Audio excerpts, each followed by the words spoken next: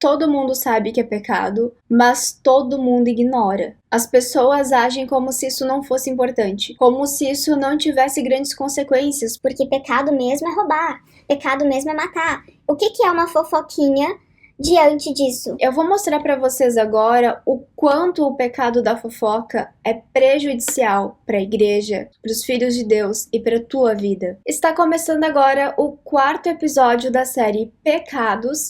E hoje nós vamos estudar os pecados contra o próximo. Os pecados contra o próximo são ações, palavras ou pensamentos que violam os princípios de amor, justiça e respeito que Deus nos ensina a praticar em nossos relacionamentos com outras pessoas.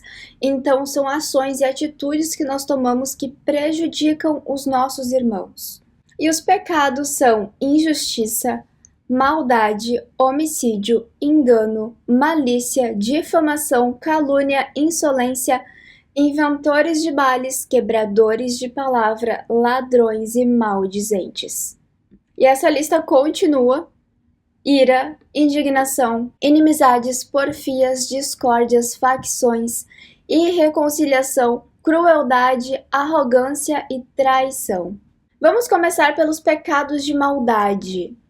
A maldade, kakia no grego, é a intenção ou prática de fazer o mal. Nós também temos a malícia, que também é o desejo de prejudicar alguém. Então, não apenas fazer o mal, mas prejudicar uma pessoa. Ou seja, a malícia é um mal direcionado para outra pessoa. E a crueldade, que são ações humilhantes ou abusivas em relação ao próximo, que reflete um caráter impiedoso. Então, esses 3 pecados aparecem em alguns versículos da Bíblia. Eu vou ler para vocês. Provérbios 11:17. O homem bondoso faz bem a si mesmo, mas o cruel faz mal a si mesmo. Então, a maldade que é praticada em direção a outra pessoa também é uma maldade que vai nos afetar. Provérbios 26:27. Quem cava um buraco cairá nele. Quem rola uma pedra, esta voltará sobre ele mais uma vez a maldade que retorna. A pessoa que é má, que é cruel, que tem malícia, é uma pessoa que está prejudicando a si mesma. O mal que ela faz contra o outro voltará para ela na mesma proporção ou talvez até pior. E essa é a justiça de Deus para esse tipo de pecado. Em Provérbios 12:10 está escrito: o justo olha pela vida dos seus animais, mas o coração dos ímpios é cruel.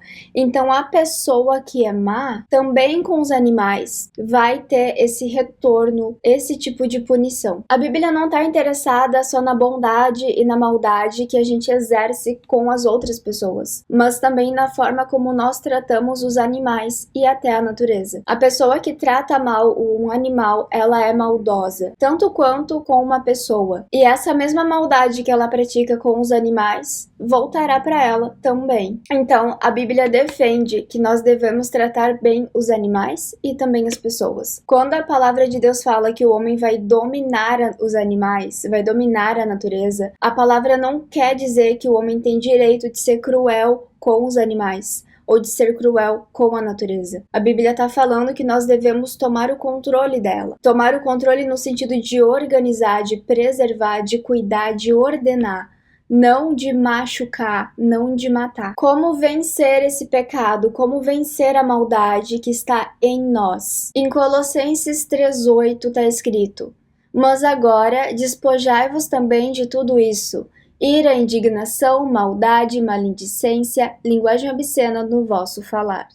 Em 1 Pedro 2:1 está escrito: deixando, pois, toda malícia, todo engano, fingimentos, invejas e toda sorte de maledicências. Despojai-vos, essa palavra é usada muito na Bíblia como se a gente estivesse se vestindo de uma coisa e depois a gente se despoja dela, ou seja, a gente tira aquela roupa. Então, uma pessoa que tem uma postura maldosa é uma pessoa que está se vestindo de maldade. Quando tu muda a tua postura para uma postura boa, tu está se despojando da maldade, tu está tirando a maldade de ti e se vestindo de outra coisa. E esse despojar-vos é uma mudança de conduta, é uma mudança de atitude. Aqui ele fala deixando, pois, a malícia. Mais uma vez, o deixar a malícia, o deixar algo é uma atitude humana. Então, a gente começa a vencer a maldade parando de praticar o mal. Muitas pessoas têm desejos maus, mas não praticam o mal. Não praticar o mal é importante, mesmo que você sinta desejo de fazer alguma coisa, isso não significa que você deva fazer ou que você possa fazer aquilo. Então, o primeiro passo para vencer a maldade é parando de praticá-la. Se você bate nos seus animais, pare de fazer. Se você é cruel com as pessoas, pare de ser cruel. Se você é malicioso, pare de ser, mesmo que você queira, mesmo que você ainda tenha vontade. A gente precisa dar o primeiro passo na mudança. E depois que a gente começar a ter essa postura, Deus começa a mudar o nosso coração para que a gente realmente sinta a bondade verdadeira. Agora nós vamos falar sobre os pecados de traição, que é engano, que se refere a enganar ou fraudar alguma coisa, quebradores de palavras, que também significa mentiroso, e traição em si, que se é traduzido como transgressor ou traidor. Esse pecado ele é muito abordado na Bíblia. Vamos ver o que ela fala sobre isso. 1 Coríntios 11, a partir do versículo 13. Pois tais são os falsos apóstolos, obreiros fraudulentos, disfarçando-se em apóstolos de Cristo. E não é de admirar, porque o próprio Satanás se disfarça em anjo de luz. Aqui a palavra está falando não de traidores e fraudulentos do mundo, entre aspas, mas pessoas que estão dentro da igreja, fraudando a própria palavra de Deus, fraudando a doutrina de Deus, mentindo para as ovelhas, enganando as ovelhas. E a Bíblia traz aqui Satanás como o início da mentira, como o início da enganação. Ele se disfarça em anjo de luz. Ou seja, ele traz uma coisa para ti que parece boa, que é agradável, que chama a tua atenção, e na hora em que tu vai viver aquilo de verdade, tu descobre que aquilo é uma falsidade, que é uma mentira, e que na verdade tu não tá em luz, mas em trevas. Colossenses 2, versículo 8. Cuidado que ninguém vos venha a enredar com uma filosofia e vãs sutilezas, conforme a tradição dos homens, conforme rudimentos do mundo e não segundo a Cristo. Então, além da enganação que acontece dentro da própria casa de Deus, existe uma enganação que acontece fora da casa de Deus, que acontece no mundo, que é quando o mundo nos apresenta filosofias, ideologias, percepções da vida, da política, que vão em contradição com a palavra de Deus ou daqui a pouco que não fazem parte dos princípios de Deus. E quando a gente começa a se apoiar nessas filosofias e na tradição dos homens, a gente acaba se perdendo no caminho de Cristo. Mesmo que essas filosofias pareçam boas, porque elas nos enredam, ou seja, elas nos enganam, então é porque elas parecem ser boas, mas na verdade elas estão nos afastando de Deus. Então quem ensina falsas doutrinas, seja dentro da igreja ou fora da igreja, é um traidor de Deus e também do povo de Deus. Em João 8,44 está escrito: Vós sois do diabo, que é vosso pai, e quereis satisfazer os desejos dele. Ele foi homicida desde o princípio e jamais se firmou na verdade, porque nele não há verdade. Quando ele profere mentira, fala do que lhe é próprio, porque é mentiroso e pai da mentira. Olha como a palavra de Deus está pesada aqui. Ela está dizendo que a pessoa que mente, seja na igreja, seja no mundo, é filho do diabo. Isso é muito pesado. A pessoa é filha do diabo e por ela ser filha do diabo, ela fica o tempo inteiro querendo fazer a vontade dele. E o diabo é o pai da mentira. A mentira se inicia nele. Toda vez que você tiver vontade de contar uma mentirinha para se livrar de um problema, para não ir em uma janta na qual você foi convidado, lembre-se quem é o pai da mentira. E também se lembre que o homem não pode servir a dois deuses. Ou você é filho de Deus, ou você é filho do diabo. Você não pode escolher os dois. Não existe caminho do meio. Em 1 João 2,4 está escrito: Aquele que diz, eu conheço, mas não guarda os seus mandamentos é mentiroso, e nele não está a verdade. Ou seja, quem diz que conhece a Deus, mas não obedece, é mentiroso. Se você vai na igreja, você escuta. Você diz que é filho de Deus porque você até se batizou nas águas, mas você não obedece a palavra, você é mentiroso. E você pode estar indo na igreja todo domingo e estar lá chorando durante os louvores e ainda assim ser filho do diabo. Porque o filho de Deus é aquele que obedece aos mandamentos dele. Se você não obedece, você não é filho de Deus. Então, Deus não está preocupado somente com a mentira que a gente conta no nosso dia a dia, naquelas mentirinhas que a gente vai contando para se livrar de problemas. Ele não está falando somente de enganações comuns, mas ele está falando de uma mentira de vida. Pessoas que mentem sobre a própria vida, que dizem eu sou isso e não são, que dizem eu faço isso e não fazem. Esse próximo grupo de pecados é o grupo de pecados de fofoca. Todo mundo sabe que é pecado, mas todo mundo ignora. As pessoas agem como se isso não fosse importante, como se isso não tivesse grandes consequências. Porque pecado mesmo é roubar, pecado mesmo é matar. O que é uma fofoquinha diante disso? Eu vou mostrar para vocês agora o quanto o pecado da fofoca é prejudicial para a igreja, para os filhos de Deus e para a tua vida. Começamos com difamação, que também pode ser traduzida como blasfêmia, indica um discurso ofensivo ou um insulto. Então, quando você insulta alguém, você está difamando aquela pessoa. Calúnia é quando a gente acusa falsamente alguém. Quando a gente difama ou levanta falso testemunho. É quando você fala que uma pessoa é ruim, sendo que você não viu ela sendo ruim. É quando você fala que uma pessoa traiu, se você não viu ela traindo. Quando você escuta uma fofoca de alguém que fez algo muito grave e você espalha isso, você está cometendo uma calúnia, porque você não viu. E se você não viu, você não tem certeza se é verdade. Por mais que você confie na pessoa que te falou, você não pode confiar em algo que você não viu, principalmente se for uma coisa ruim sobre alguém. E dentro da casa de Deus é muito comum a gente ouvir pessoas falando entre os irmãos burburinhos da irmã que traiu o marido, do menino que pode ser homossexual, do homem que bebe demais. Mas são coisas que a gente nunca viu, que a gente não sabe, e são apenas fofocas, isso é uma calúnia, isso é pecado, e isso sim pode fazer com que você vá para o inferno. Não participe disso. O outro é maldizente. Maldizer é aqueles que falam mal dos outros, e tem a ver com calúnia também. Além de fazer uma calúnia, o maldizente também fala mal dos outros falando a verdade. Talvez você realmente esteja falando de uma pessoa ruim, mas se você está falando mal dela, se você está falando com a intenção de prejudicar o julgamento que outras pessoas têm a respeito dela, então você está sendo um maldizente, você está pecando. Em Mateus 12, 36 e 37. Digo-vos que, de toda palavra frívola que os homens disserem, dela darão conta no dia do juízo. Porque pelas tuas palavras serás justificado e pelas tuas palavras serás condenado. Então aquilo que você fala pode te condenar ao inferno.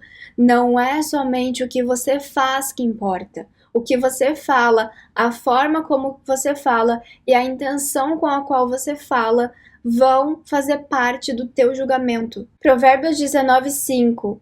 A falsa testemunha não ficará impune.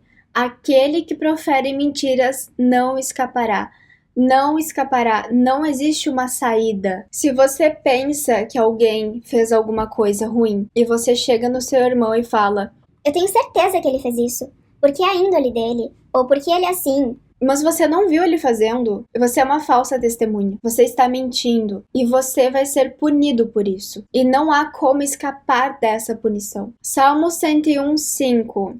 Aquele que difama o próximo às escondidas, eu o destruirei. E que tem olhar altivo e coração soberbo, não o suportarei. As pessoas que ficam espalhando fofoquinhas às escondidas e às vezes fala mal do irmão, mas quando tá na frente dele age como se adorasse ele, essas pessoas serão destruídas porque Deus não suporta. E a palavra de Deus fala que as pessoas que ficam falando mal umas das outras pelas costas têm o olhar altivo e o coração soberbo. Então essas fofocas são resultados de um coração egoísta, de um coração que se sente superior aos outros. Em Provérbios 10:18 está escrito: quem encobre o ódio tem lábios mentirosos e quem espalha calúnia é um insensato. A pessoa sábia não espalha calúnia. A pessoa sábia não fica falando mal dos outros. A pessoa sábia fala de coisas que edificam. E a palavra de Deus fala que essas pessoas que ficam mentindo são pessoas que encobrem o ódio. Então, elas podem até ter a aparência de pessoas que amam e podem ser muito amorosas com várias pessoas que elas gostam. Mas a partir do momento que elas começam a mentir, a espalhar calúnia e fazer fofoca, elas estão demonstrando e provando que o que há no coração delas não é amor, mas o ódio. O próximo são pecados de desrespeito. Arrogância ou soberba, que é uma atitude de superioridade, orgulho excessivo ou desprezo pelos outros. Você lembra que nos primeiros estudos a gente falou sobre os pecados de orgulho. O orgulho é uma coisa que a gente sente, então ele é interno. A soberba e a arrogância aparecem quando a gente demonstra o orgulho que a gente está sentindo. Ser orgulhoso é sentir-se melhor. E ser arrogante é agir como se você fosse melhor. Insolência, que é uma postura de desrespeito, desafio e até violência. Se você é aquela pessoa que tem um temperamento forte, como alguns dizem, na verdade a pessoa não tem temperamento forte, ela só é mal educada. Ela é insolente, ela é arrogante e ela diz que isso é resultado de um temperamento. Isso não é temperamento, isso é pecado e a gente tem que entender a diferença de temperamento e de pecado. Agir com desrespeito, agir com violência não é culpa do teu temperamento, é culpa da tua postura, da tua decisão de agir dessa forma. Porfias. Porfia é uma briga intensa, é uma discussão acalorada. Então, porfias são contendas motivadas por rivalidade ou um desejo de superioridade. Eu quero saber mais que o meu irmão, eu quero ter mais razão que ele. Em Provérbios 16:18 está escrito: a soberba precede a destruição, e a altivez do espírito precede a queda.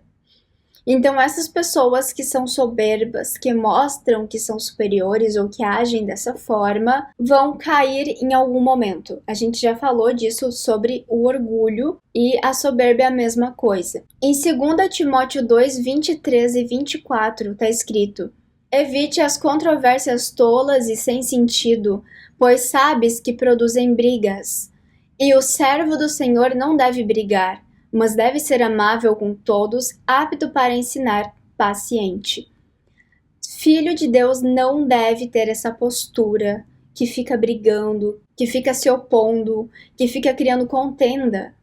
Os filhos de Deus devem ter uma postura de paciência e de amor. Quando uma conversa está indo para um caminho que você vai perceber que vai gerar briga, que você percebe que os ânimos estão acalorados, a gente deve encerrar a discussão. Abandona o teu orgulho, abandona a tua vontade de discutir e encerra o assunto. Porque controvérsias tolas e sem sentido não devem fazer parte das vidas dos filhos de Deus. Nós temos uma responsabilidade muito grande aqui na Terra, que é a responsabilidade de trazer o reino de Deus para as pessoas. Nós representamos a Cristo aqui na Terra, nós somos o corpo dele.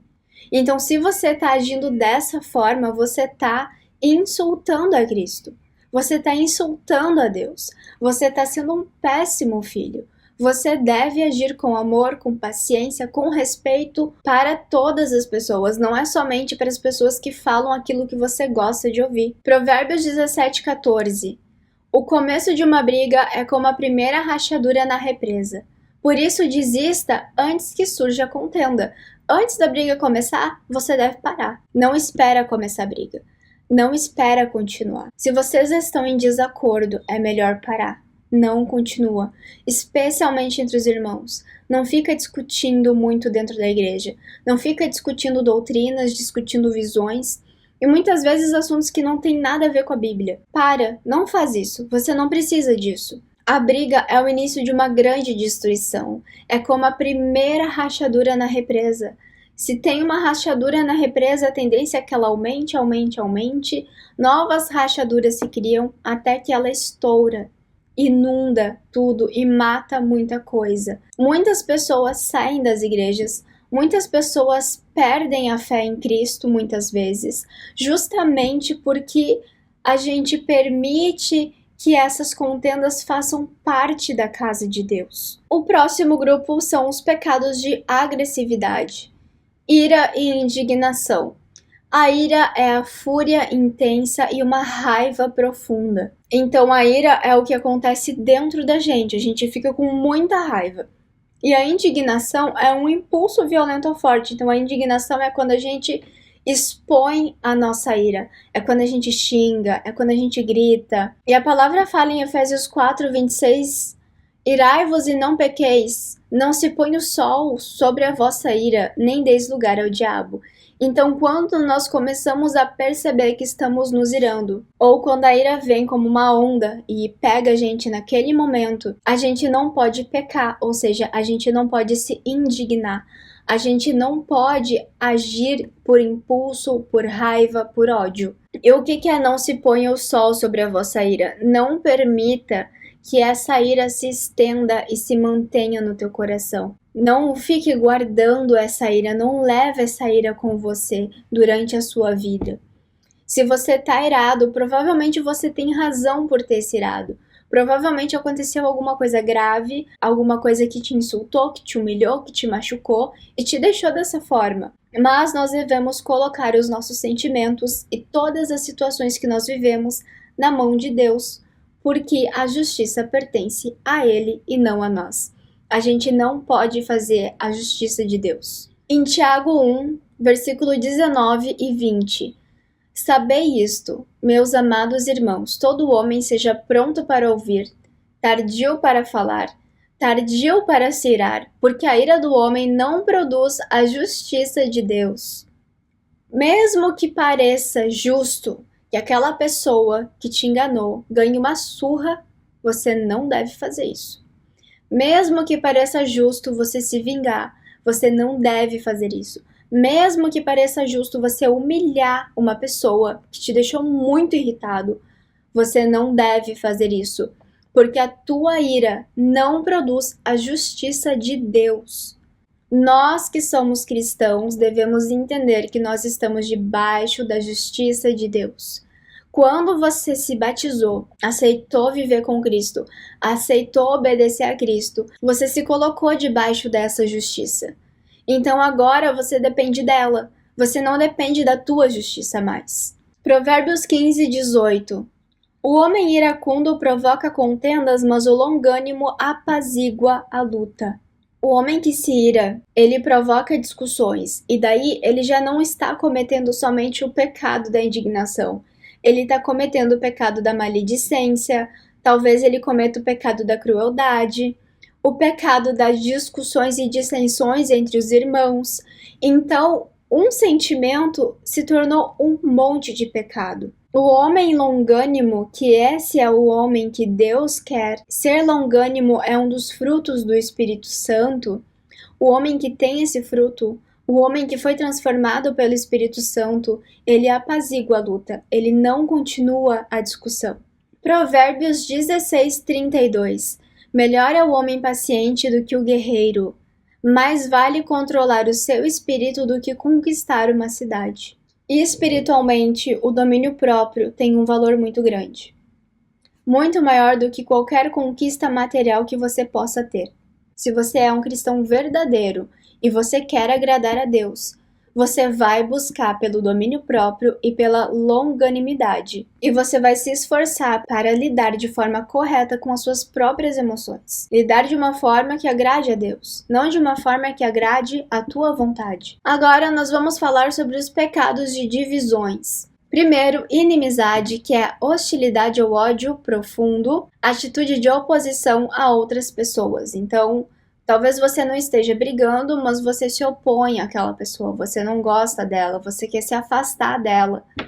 Se ela vai numa janta, você não vai. Se ela tá num grupo, você vai pro outro. Isso é uma inimizade. Discórdias e dissensões.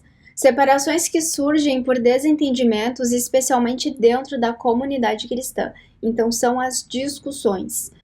Ficar discutindo o tempo inteiro não é algo que Deus quer que o corpo dele faça. Deus quer que o corpo dele, o corpo de Cristo, viva em harmonia, não em discussões. Discussão é o oposto do plano de Deus. Facções, que são heresias, divisões causadas por diferentes escolhas doutrinárias ou ideológicas. Então isso é muito comum a gente ver dentro das igrejas. As pessoas discutem se o dom de línguas são línguas terrenas ou se são línguas espirituais. Discutem se é pecado beber álcool ou só se embriagar. Discutem se dar o dízimo ainda é válido ou não. E ficam discutindo, criando facções, às vezes dentro de uma mesma igreja, as pessoas não conseguem entrar em um consenso. É mais importante você viver em comunhão do que estar certo. Irreconciliáveis. Falta de disposição para perdoar ou se reconciliar. Então é a pessoa que não perdoa ninguém. Ela briga e não perdoa. Se alguém faz alguma coisa para ela, ela fica anos remoendo aquilo, amargurada por causa disso e não consegue perdoar o outro. Então, as pessoas que não têm disposição para perdoar o irmão, para resolver os conflitos que existem entre vocês, são pessoas que estão em pecado. Por mais que você esteja magoado, é sua responsabilidade viver em harmonia com as pessoas da igreja, com as pessoas da sua família e com os seus amigos. 1 Coríntios 1:10. Rogo-vos, irmãos, pelo nome de nosso Senhor Jesus Cristo, que todos digais a mesma coisa e que não haja divisões entre vós. Antes, sejais unidos no mesmo pensamento e no mesmo parecer. Você nunca vai concordar com tudo o que alguém está falando. Você nunca vai ter uma visão totalmente afunilada, focada no que o teu irmão está dizendo e sempre concordando com ele se você é um estudioso da Bíblia. Ser crítico é uma coisa necessária, mas você vai criticar para que você aprenda, para que você entenda. E daí, se você quiser discutir sobre algo com o teu irmão que você acha que é necessário, se você entende que o seu pastor está defendendo uma doutrina que não é bíblica, você deve conversar com ele de forma pacífica. Você não deve criar divisões dentro da igreja.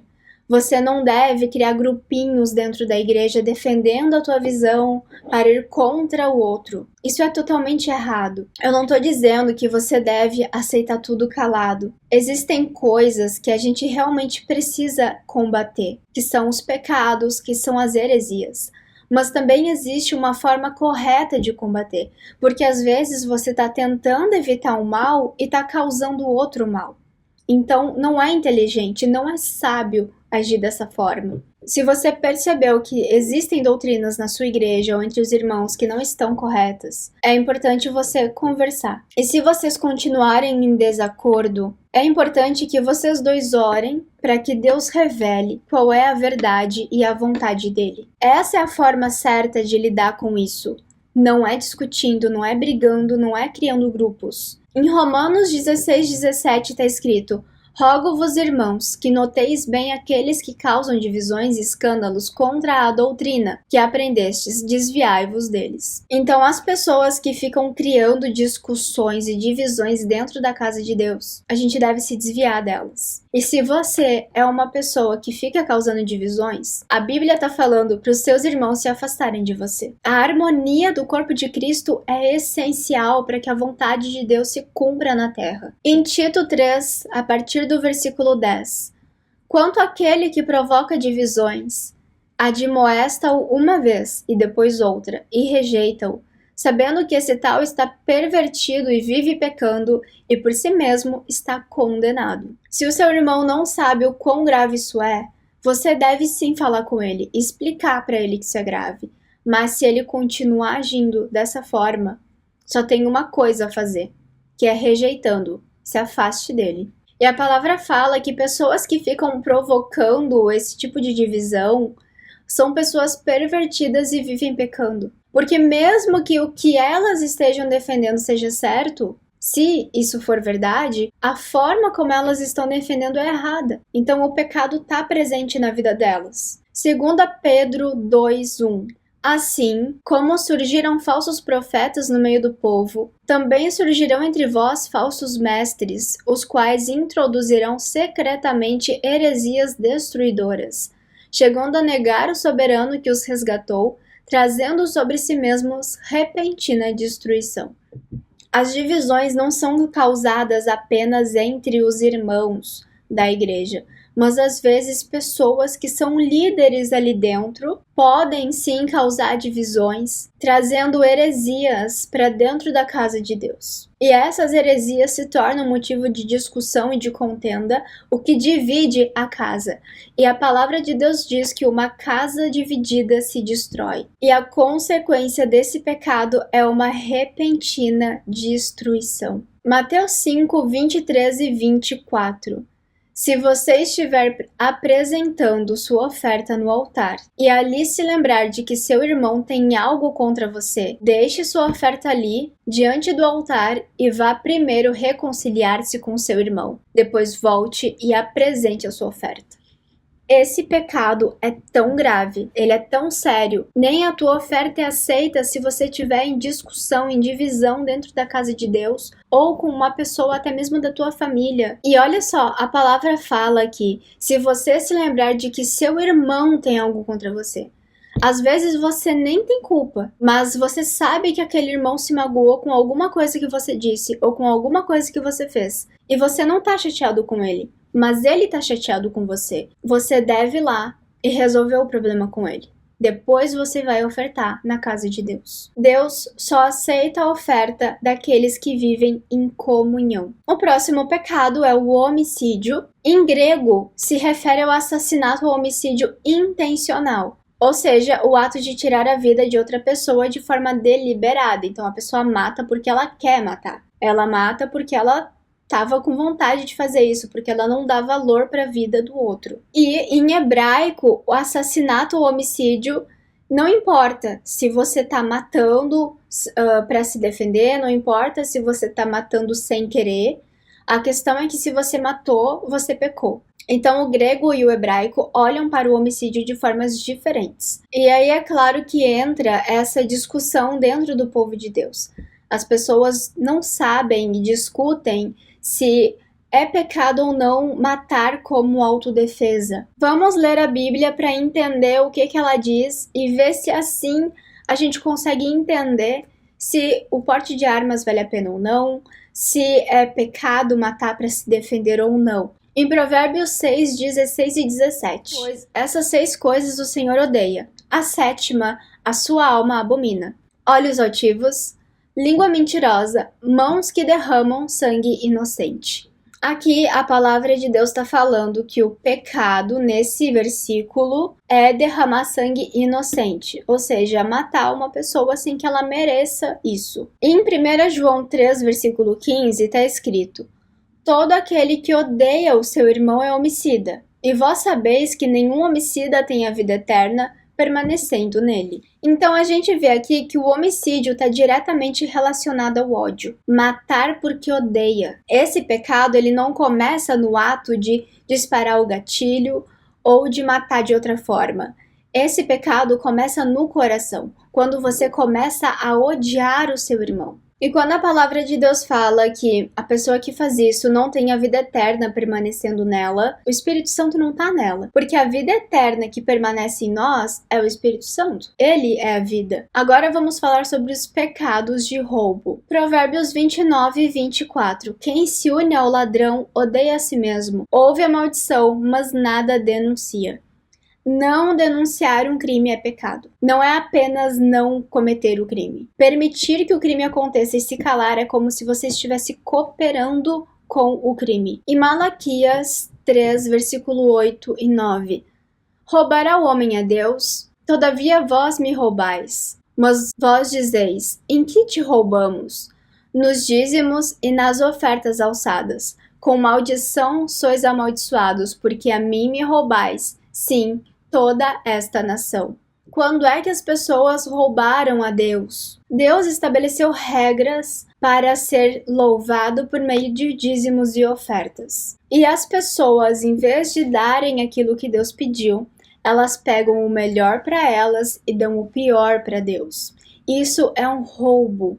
A pessoa que faz isso é um ladrão. Em Efésios 4, 28. Aquele que furtava, não furte mais. Antes trabalhe, fazendo com as mãos o que é bom, para que tenha o que repartir com o necessitado.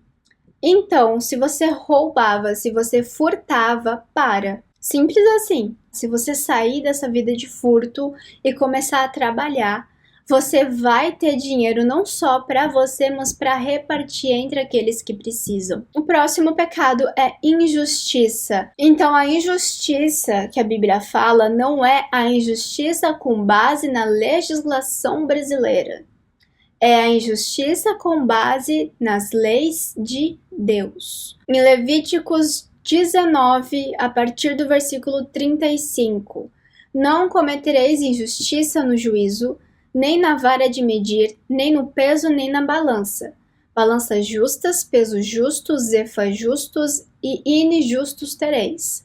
Eu sou o Senhor vosso Deus, que vos tirei da terra do Egito. Então você está lá vendendo bananas e você vai ter que pesar a banana para ver quanto que o seu irmão vai pagar por aquele cacho. E antigamente, algumas pessoas tinham balanças alteradas. Eles botavam a banana numa balança que dizia que a banana era mais pesada do que ela realmente era e cobravam um preço maior do irmão. Isso é uma injustiça, você está enganando aquela pessoa. Você está cobrando um preço injusto. E você pode pensar assim: ok, mas as bananas são minhas e eu vendo elas pelo preço que eu quiser. Você pode vender a banana pelo preço que você quiser, pelas leis do homem. Você pode vender um cacho de banana por 5 mil reais, se você quiser. Mas pela justiça de Deus, pela lei de Deus, você sabe que isso é injusto, então você não deve fazer. Mesmo que na lei humana você esteja sendo justo, na lei de Deus você não está. Isaías 10, 1, 2. Ai dos que decretam leis injustas, dos que escrevem leis de opressão, para privarem os pobres dos seus direitos e da justiça aos oprimidos do meu povo, para fazerem das viúvas sua presa e roubarem os órfãos. Então aqui Deus está falando da injustiça cometida pelos líderes políticos. Eles começam a fazer leis, cobrar muitos impostos, por exemplo, ou criar sanções desnecessárias para que as pessoas não consigam ter a liberdade dela.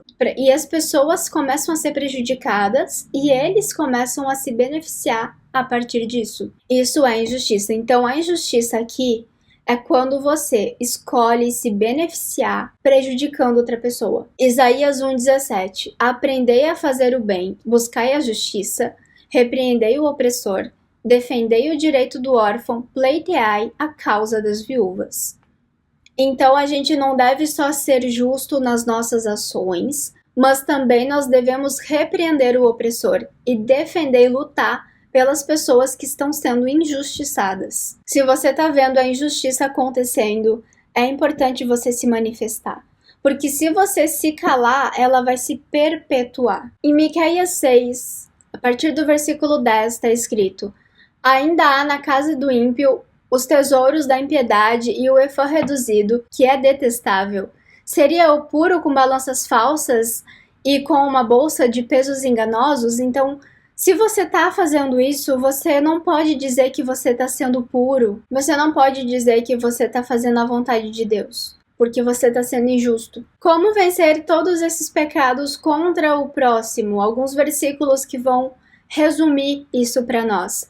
Tito 3,10. Ao homem que provoca divisões, depois de uma e outra admoestação, evita-o. Se você está vendo isso acontecer dentro da casa de Deus, é importante você se afastar dessa pessoa, até mesmo no seu trabalho. 2 Coríntios 6,14. Não vos prendais a um julgo desigual com os incrédulos. 1 Coríntios 5,11. Mas agora escrevo-vos que não vos associeis com aquele que, dizendo-se irmão, for impúdico, ou avarento, ou idólatra, ou maldizente, ou bêbado, ou ladrão. Com o tal nem ainda comais. A melhor coisa que você pode fazer é se afastar dessas pessoas. Não permaneça lá. Não tente cativar essa pessoa para que ela faça parte do teu círculo de amizades. Se associe com pessoas que cumpram a palavra de Deus. E no próximo estudo, nós vamos estudar quais são os 11 pecados de conduta. Eles representam comportamentos que desonram a Deus, comportamentos, ações. Esse foi o quarto estudo da série Pecados. Se você gostou desse estudo, curte o vídeo, compartilha com alguém. E se você ainda não seguiu o canal, é óbvio que você deve seguir porque tem muito conteúdo aqui para você. A gente se vê no próximo vídeo.